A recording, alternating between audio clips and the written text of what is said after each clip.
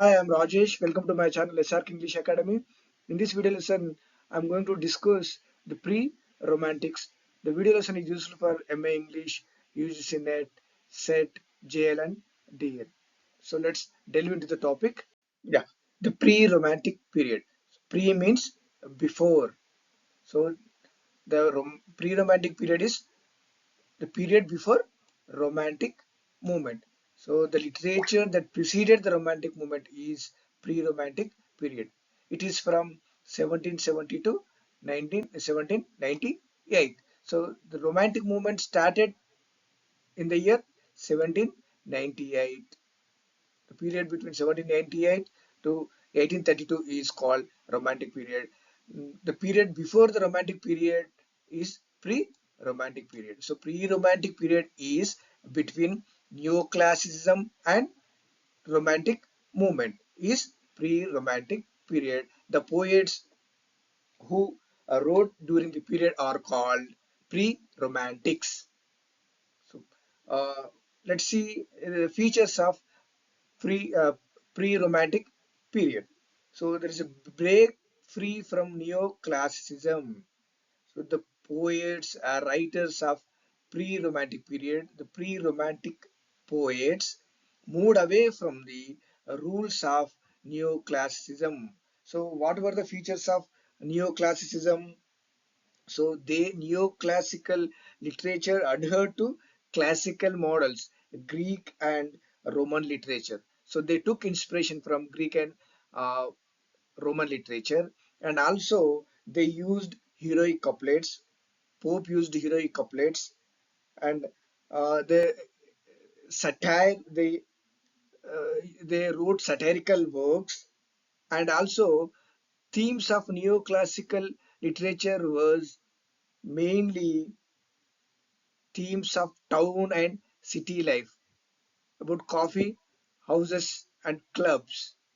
But these are pre-romantic poets like Thomson and Thomas Gray, William Blake, Robert Burns. They moved away from neoclassicism and they turn to nature. They return to nature. So this is the return to nature is the main theme of pre-romantic period. For example, we see Thomson's poem The Seasons. So we can see nature is the central theme in the poem The Seasons written by Thomson. So this is about introduction about pre-romantic period, and let's know who are pre-romantics. Let's see. So let's see pre-romantic literature features characteristics. So imagination.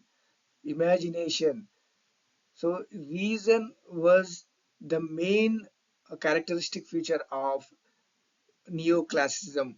Neoclassicism was age of reason, but pre-romantics, they uh, emphasized emotion and imagination, and their main theme in their poems is return to nature. Nature is the major theme in their poems, and also they there was emphasis on Gothic architecture and cult of sensibility, and they pre-romantic showed interest in the Middle Ages.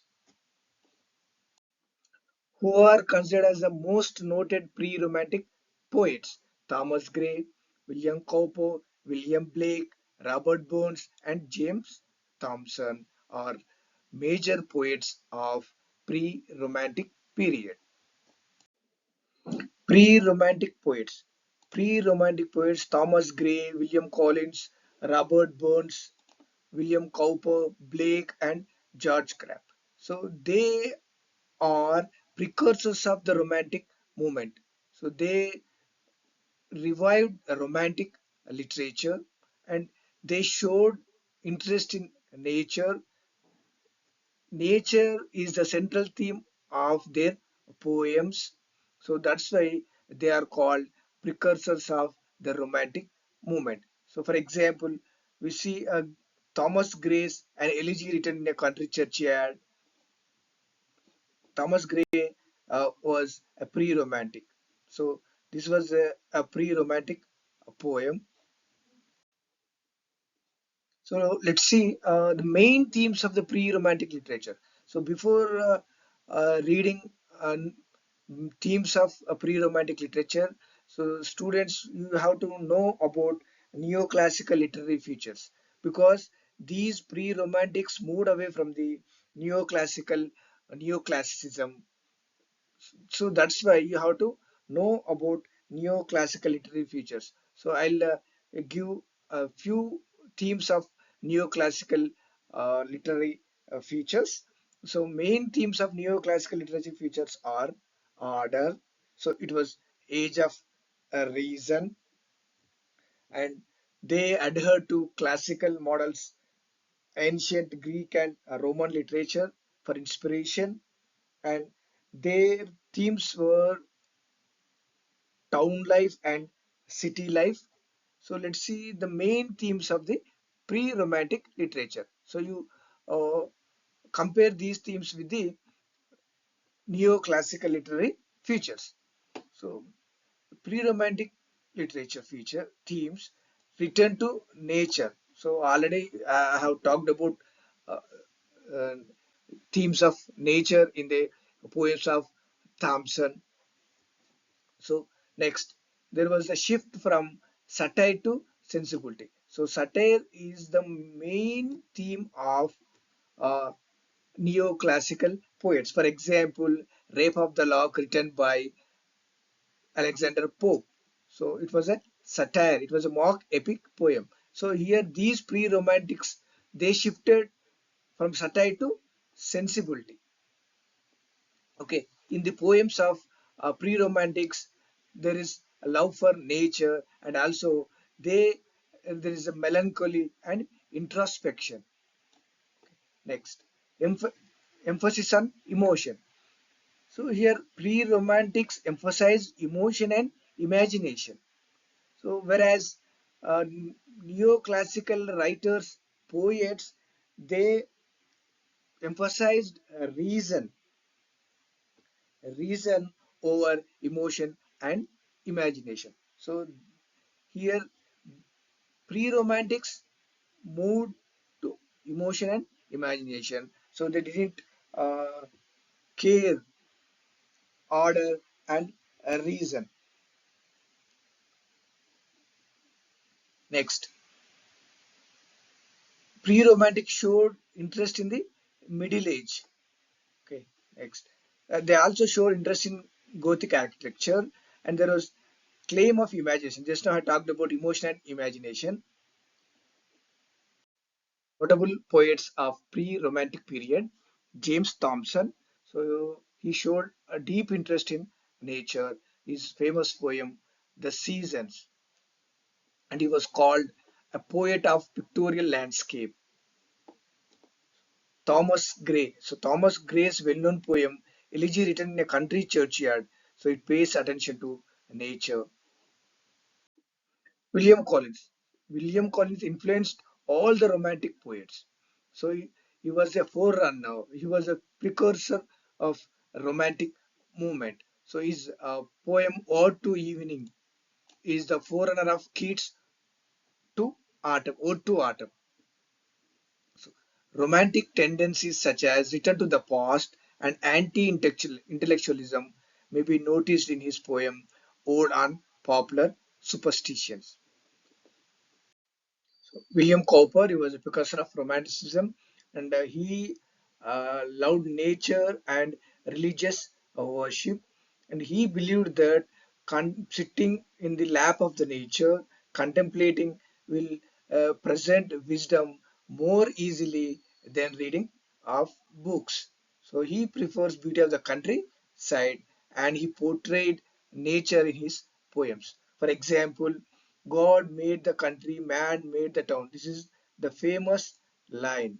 God made the country, man made the town. This line is from the task, the the book, the task.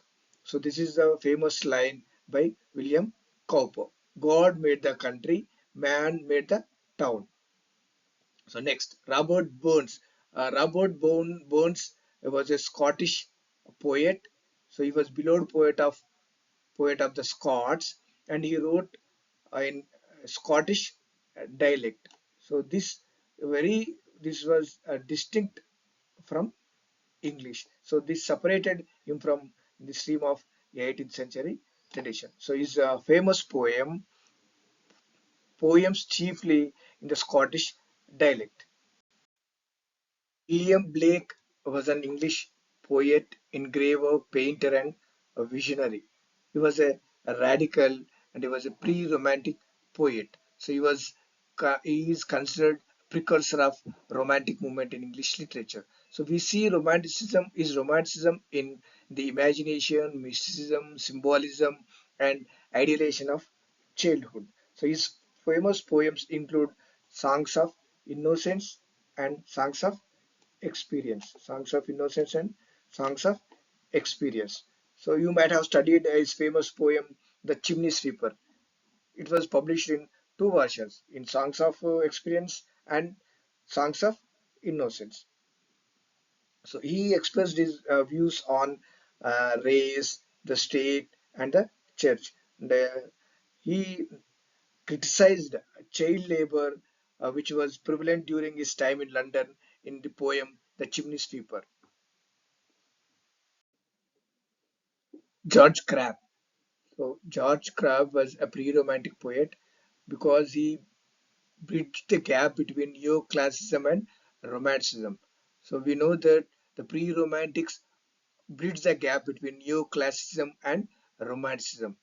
So he was a lover of nature.